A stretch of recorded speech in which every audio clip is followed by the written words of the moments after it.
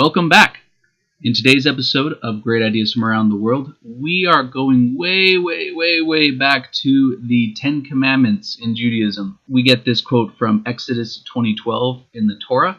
Honor your father and your mother. Honor your father and your mother. The reason why I'm using that quote in particular is because, at least in the United States, it is the most well-known version of advice that we find in just about every culture from around the world. Every religion and every tradition that I know of has a version of this advice. Even Daiyu Doji Yuzan, in his book Budo Sho Shinshu, says, be devoted even to negligent parents.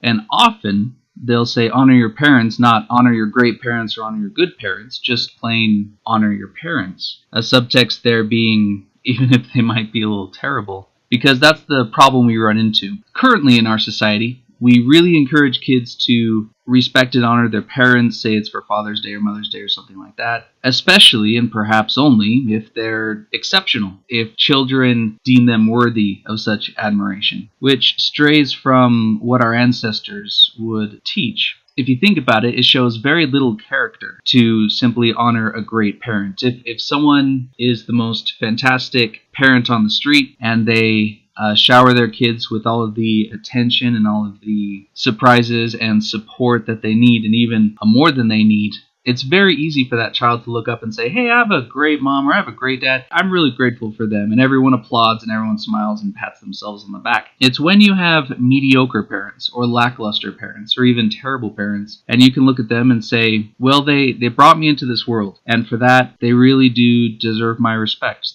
I really should honor them. I shouldn't make them feel terrible. You know, if it weren't for our parents, we wouldn't be here. That should mean something. That should mean a lot. It doesn't show much character to then just complain about them, your whole life or ridicule them. So what I say and what we see from a lot of these ancient cultures is no matter what your situation, no matter how good of a job your parents did, you should still honor them. You should still hold them in a place of honor in your conversations. We can get caught up on what defines a good parent or a bad parent or a terrible parent or a mediocre parent. But what if one parent on a street does amazing things? They have the best surprises and the best celebrations and the best one-on-one time with each of their kids. Does that mean that every other parent on that street is now mediocre, is now lackluster? This relative comparison is something perhaps we're prone to, but that doesn't make it right. Any parent can look terrible by comparison. You don't know the tremendous work parenthood is and all that it entails until you're a parent yourself. We should show real character by honoring our parents even if we consider them terrible, and cut them some slack, because parenting is a tremendously difficult but also a potentially rewarding job.